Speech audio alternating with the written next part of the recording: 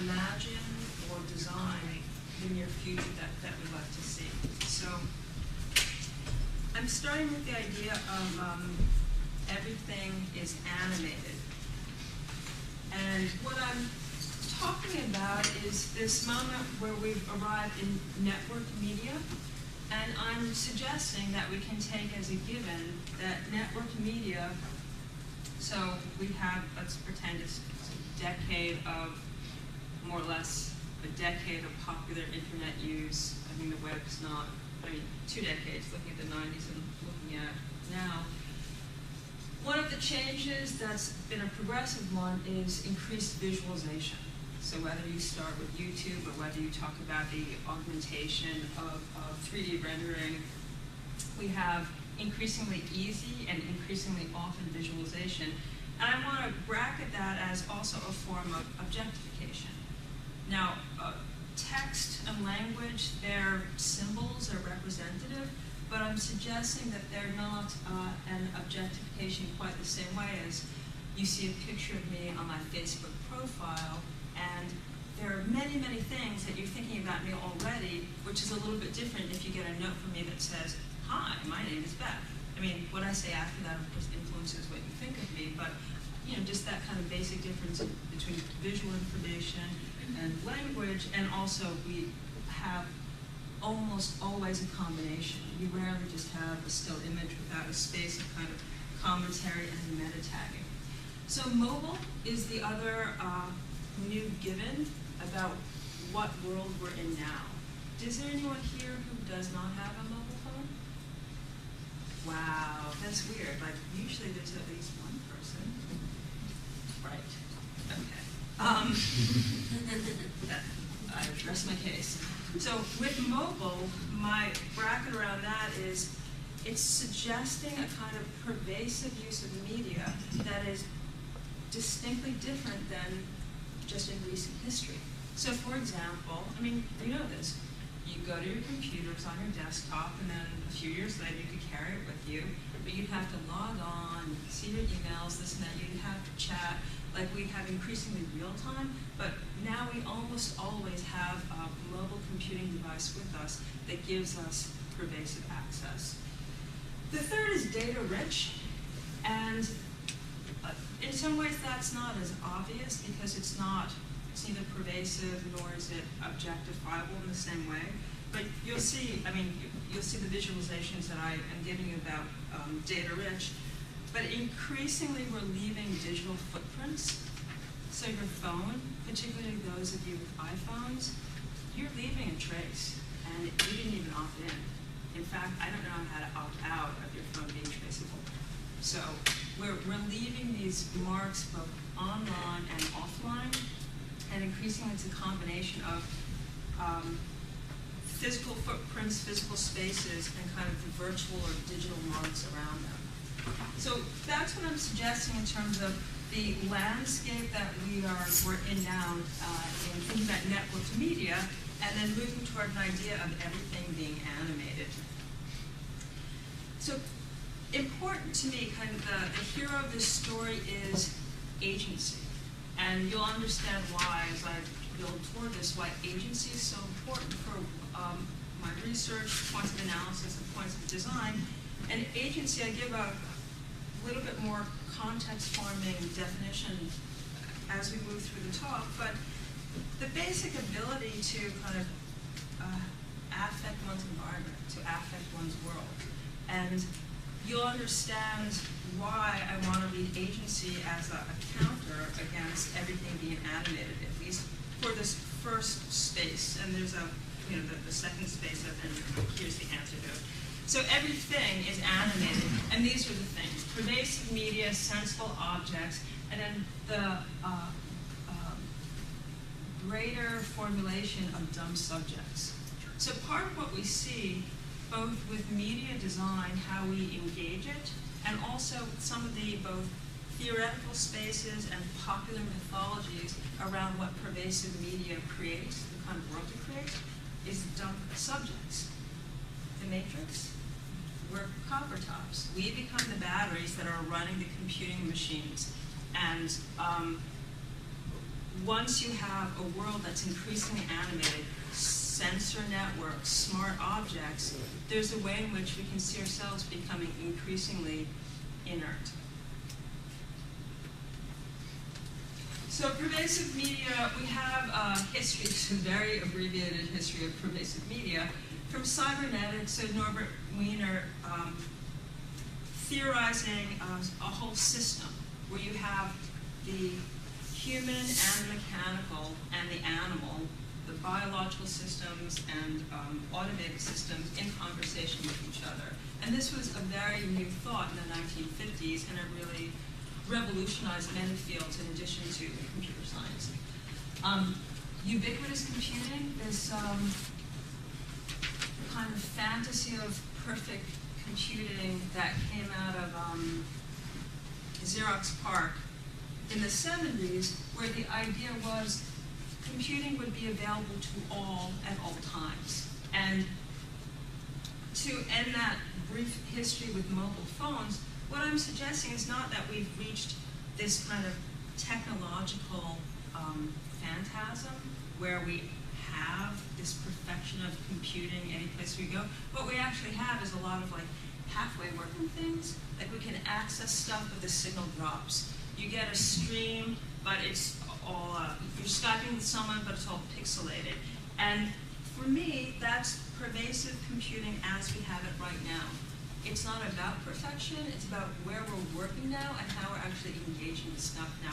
And I'm going to argue that even with technology that's faulty, things, signals that drop, we're getting enough value in terms of communication that we seize it. We innovate, we find ways to work with it. So that's what I mean by the failure of technology as opposed to kind of this techno-lust of a perfect technology. And I actually think it's quite valuable to have failures around technologies because often I find it creates breaks where human engagement comes to the fore. Okay, so sensible objects, Internet of Things. We are actually seeing this space being designed right now. So, for example, I think perhaps several of you have seen this. Here's a data visualization of the Real-Time Rome project from the Sensible Cities Lab at MIT. So this is a 2008 project that was shown at the Venice Biennale as, the Architecture Biennale, as a visual project to say, this is what our world looks like. These are the data flows. So indeed, we can objectify, it's a mashup. So it's like, it's a Madonna concert and it's also Italy winning the World Cup that year. So it's, the signal is cell phone usage, and you see how it peaks. You see that the red is the top of the chart. And this just gives you a graph of what was the behavior. How were people using their cell phones at that moment? So we have that kind of objectification of the increasingly data-rich world. Internet of Things is also designing objects to tell us where they are. RFID is commonly used with tracking materials. Something like this PatTube project, which comes out of a British architect's office, they're using it as, the metaphor is a patch bay. So in music, you can you can plug in different instruments by moving it through a patch bay. So here you have a virtual world connected to a physical space. You have a web page connected to a timing device. One of the experiments that I talk about in the book is they, as a kind of proof of concept, Hawk Associates, they made a carbon offset cycle. So they had a group of computer users opt in, so 12 people saying, I'm not going to use more than we're able to offset. Then they had a room full of plants, and they used the PatTube to connect to help read the system of how do we know how much CO2 is being produced, how do we know when people can use it, and also to save up so you could stockpile when you had more dead time. So those kinds of projects are literally in this vocabulary of what's being called the Internet of Things, where objects are being designed and asked to speak sensibly to us. So we walk into the room knows how many people are here. It can report back to the police, or it can report back to your friends. And there's a way in which there's a pervasive surveillance culture at work here, and the question of whether they're reporting to the police or they're reporting to your friends, I guess it depends on who's on the end of the line. Because as we've seen already, you can use Twitter to talk about what you had for lunch, or you can use Twitter to talk about how you can organize to overthrow a tyrant. So I guess I'm being techno-agnostic in the sense that I think in some ways we can use the tubes as we see that. Okay, so what I want to move toward now is if we have this world of animated objects and spaces that are kind of pervasive media and somewhat pervasive computing is allowing more and more so, in thinking about animated, let's go back to the dumb subjects. So I'm going to quote Vivian Sobchak, who's a scholar of film and media. She writes often about science fiction. And here she's talking about animation, and she's talking about an animatic apparatus. And she's talking about the history of film and animation and how it relates to kind of the world that we find ourselves in now. And she says animation entails not only movement in life, but also a form of cinema, and cinema as form. So she's trying to mark what I'm trying to mark here. We've got machines that are animated, that are moving themselves increasingly, so you can go from the mechanical age to a digital one. Low-level AI around things like what is automated now? Your spell checker is, what else is automated? And then the idea of visual animation in film, where we see life being given to something that had been dead.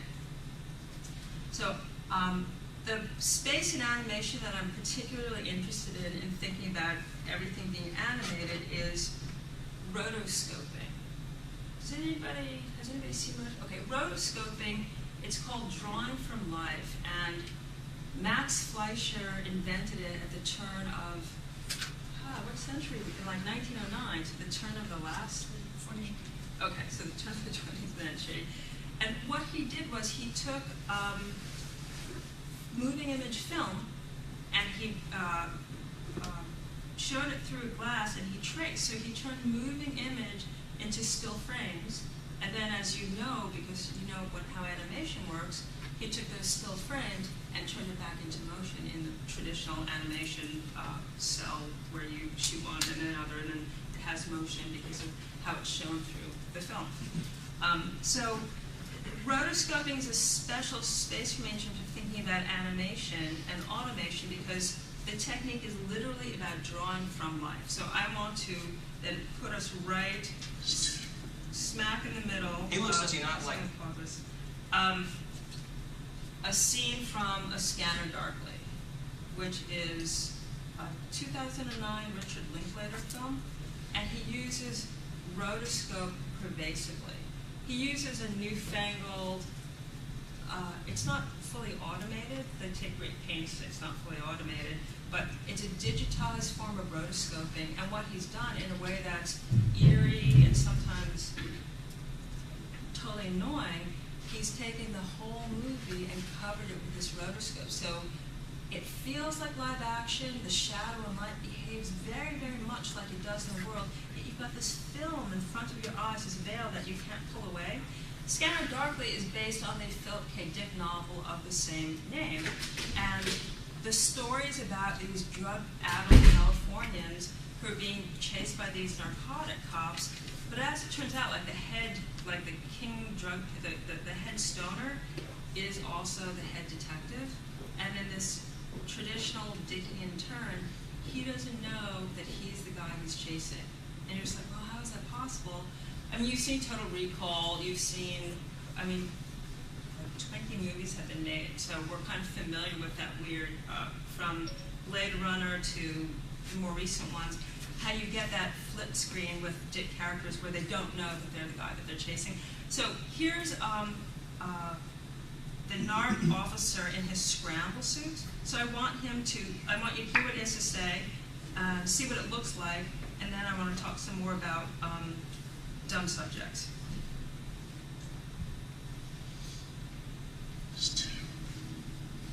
He looks, does he not, like a constantly shifting vague blur and nothing more, am I right? Let's hear it for the vague blur.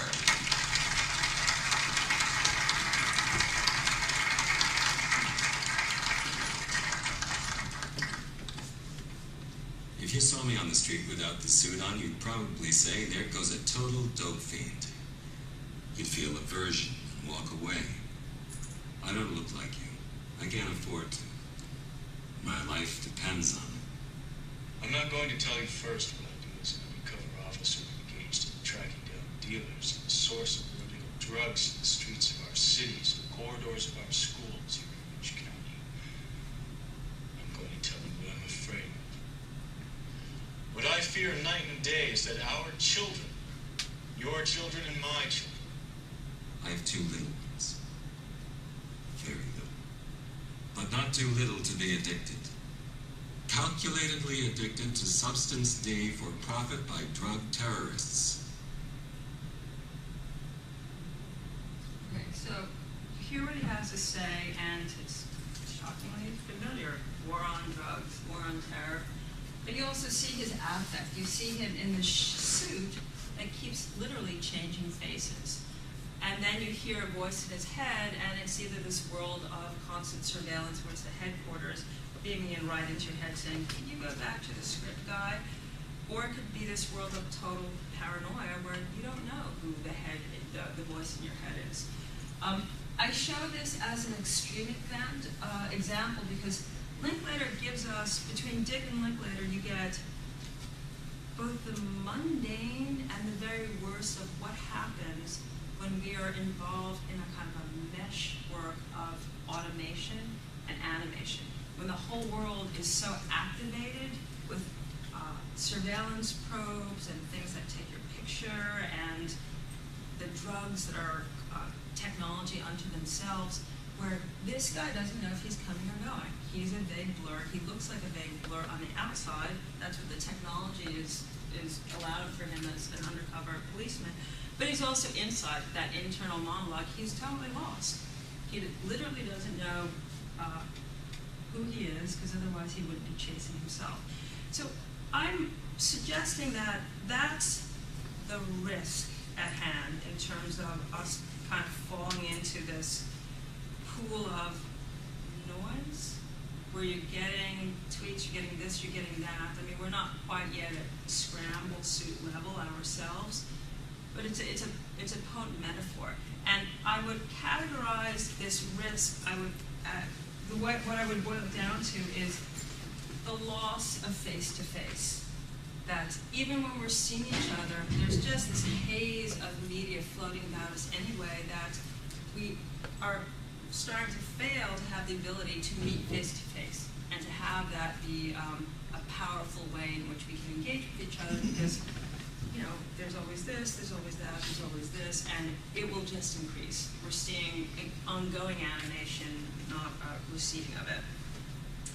And this loss of face-to-face as a procession of simulation, and as this kind of inevitable march toward just being alienated from ourselves and having a culture of dumb subjects, this is something that's been in the air for a long time. So here's my picture from The Matrix, and I mean, it's a little bit comedy that the Wachowski brothers were like, here's a picture of the desert of the real, but the citation is the French philosopher Jean Baudrillard, who talked about in the 70s, and it grew quite influential, particularly in the United States, in universities and places, and I mean, influential enough that the Wachowski brothers can make a whole movie based on these ideas, of the procession of simulacra, where what Baudrillard was talking about, and he really was talking about, at the time when he was publishing, mass media. He was talking about television, he was talking about Disneyland. He wasn't talking about what became the digital and computerized world that a decade or so later we have the dead of the real, what he suggests, and certainly somebody like Guy Debord with Society of the Spectacle, this change in culture where you have an advanced industrial culture, advanced capitalism, what you see is a subjective drift. You see people who are literally thrown before giant images, giant screens, and their ability, their affective power is much diminished. And you see this also, I don't want to step on this too hard, but if you see something like Triumph of the Will, the Leni Riefenstahl film, which is a propaganda film for Hitler, the way things are shot up, the way you get the Fuhrer framed in such a way that there's no doubt in terms of the semantics of the framing, who is the father, who is the leader, and then all the people being grateful. So just it frames agency and engagement in a certain kind of way. So this is from the film Big Brother, which is also based on the novel, which is much older. I don't remember what year 1984 came out. Which is again this dystopian vision of screens will be both ways. TVs will be able to monitor you, and this was long before. I mean, there's been fantasies about televisions as two-way screens since the Victorian age, when early television technology was first coming online.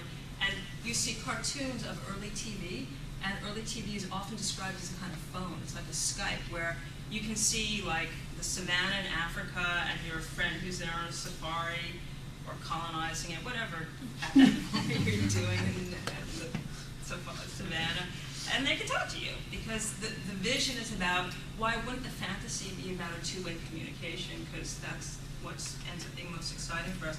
So this has been a long time a cultural fear that we lose face-to-face, we're monitored always, and we also are looking up. We have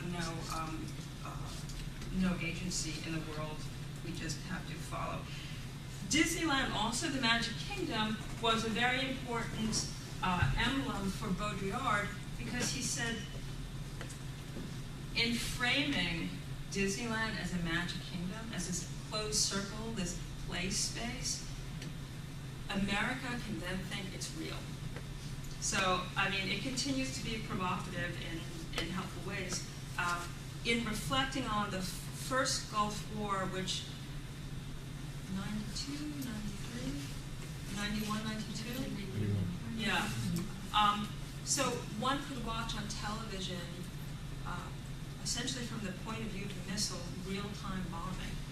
And one of the things about seeing that war as it was played out on mass media, you very rarely saw people.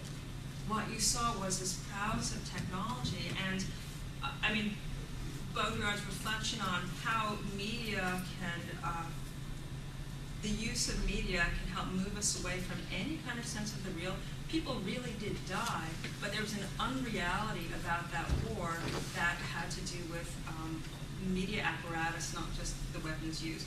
So I'm just trying to give a kind of a picture of why Linklater and Dick, they're not just being paranoid stoners, even though they're that as well, but they're touching upon a real problem in terms of what have we designed ourselves into. Okay, so now I'm making my turn, because I've identified what the risks are, and I'm going to bring in an idea from Derrida, who is another French theorist. So from 1972, he wrote an essay called Plato's Pharmacy. And what he did in his reading of Plato was he was talking about pharmacon, something where the poison is also the remedy. So the thing that creates the problem is also the thing that solves the problem. And the reason that I bring in a kind of logic of the pharmacon is, unless something entirely catastrophic happens, does anybody see any way other than more media and mediation? I mean, the choices are bleak. Like, if the ice caps melt and we all drown or flood, then we won't be worrying about that. But barring that, does anybody think, no, we're kind of done. We're not going to get more speed, more stuff, more... So I just feel like since we're not turning it off, and even for those of us who say, okay, I only get online during these hours, it's not pervasive for me, or people say, no, I'm going to move into the woods. I'm not suggesting that this is about individual practice, because I do think individually there can be differences. But what I am suggesting is something about looking at a society and looking at the culture around things. So it doesn't have to be each of us as individual users, but trying to think about, well, what kind of a society is it? So I'm trying to think through if media and mediation will only increase, and the Internet of Things is a very good example of, we're at a kind of limit at this moment in terms of personal computing and wearable computing with our phones and such, but there's all kinds of open space designed for augmented reality, heads-up displays as you're going out the street, objects that get smarter, buildings that get smarter. So we're having this space of animation all around us. How can we think about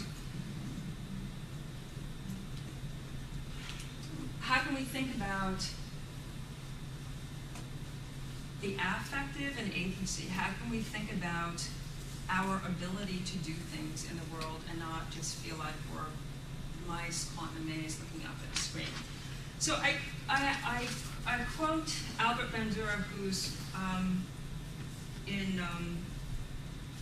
he's a psychologist, and he's been a very important figure in terms of thinking about agency, and he frames it in this way, that personal agency operates within the interactional causal structure. So personal agency, interactional causal structure, and because it's a system of thinking about things, it's not a particular context. It's not saying agency occurs in a field or agency occurs in your kitchen. It's a interactional causal structure. So that definition actually works quite handily if you take the example of, say, a video game. I have a sense of agency because I can affect change in this world by bonking this thing or eating the, what is Miss Pac-Man? Right.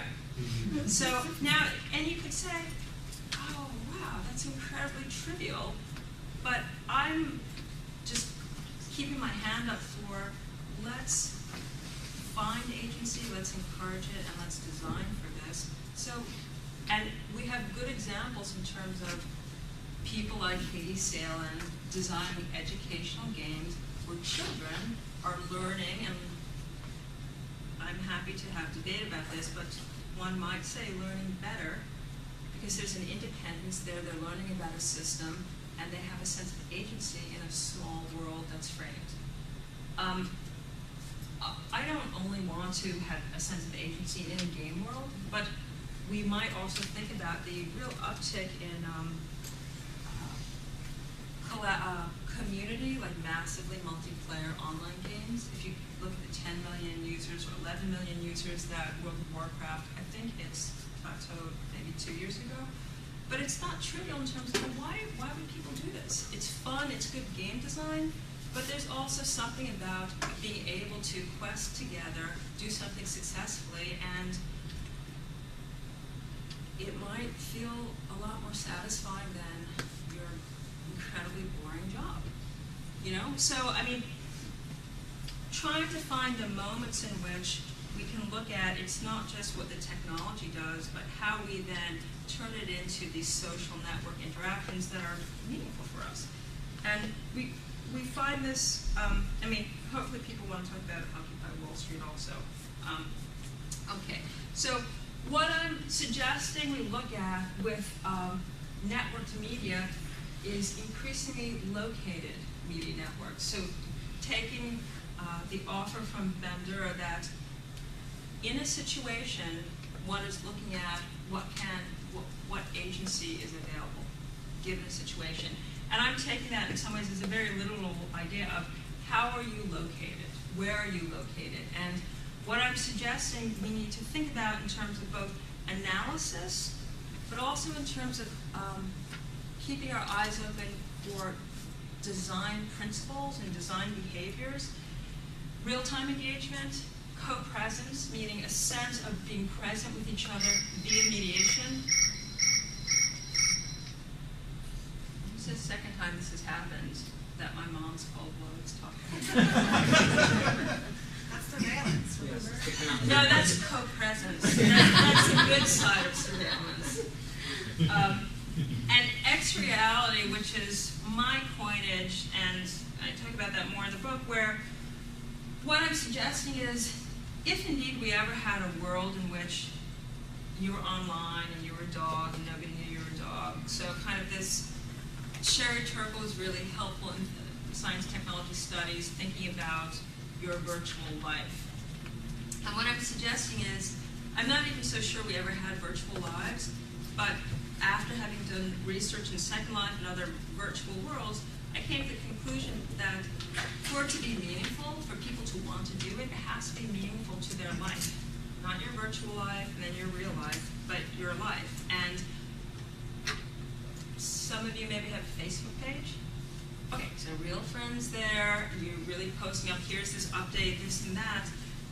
We see even more so with kind of the embracing of social media tools, the content of what people are broadcasting, it goes from, here's the update, but this update is kind of a call to gather. And I would say that the Occupy movement is, and you'll see what my next slides are also, is really emblematic of this moment where we're getting an eruption in people taking back public space in a way that it hasn't been occupied in decades.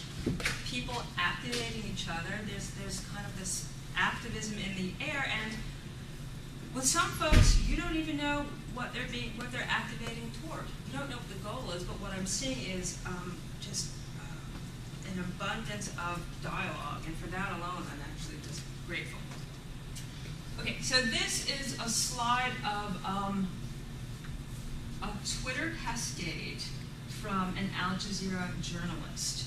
And this is actually during the Tunisian uprising. And it's a data visualization by an activist and media designer called Gilad Lotan. And what it shows is Dima Khatib, who retweeted her messages. This is going on, and I'm getting retweeted in these different directions. So I would say this is a data visualization, but it is an example of the increasing kind of data world and digital footprints that we're leaving.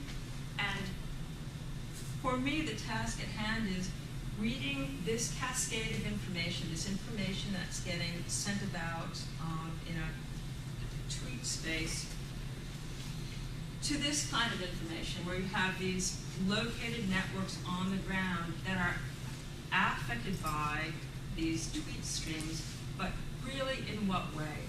How do we understand the increased value, either as just amplification or strategic or logistical? We certainly have seen all of those examples of late in terms of how people are using social media. The particular research space that I am trying to read these two things together is, we have political messages, but we also have embedded in here relations of poetics, where people, your brother sends you a tweet every day, have a good one, you're about to cross a threshold, step onto Tahrir Square, change your life, change the country, that tweet, have a good day, what's the value there? So it's been very much, well, since so much of this space is new, to say it's under-theorized or under-researched, there's just a lot to do, but what's the relationship between personal agency and then moving toward collective action? Okay, so these are the things that I'm looking at. Visual, mobile, data-rich in relationship to, as analysis and also design, real-time, co-present, and X-reality. Agency in relationship to animation, pushing up against each other. That it's worth revisiting how we're theorizing ourselves as subject in this world that we've made. And technology also is an agent. So how might the data trace of media overlap with the human narrative of events? How are we seeing the kind of self-automations around data like that Twitter stream, how does it impact the stories we tell, how we're understanding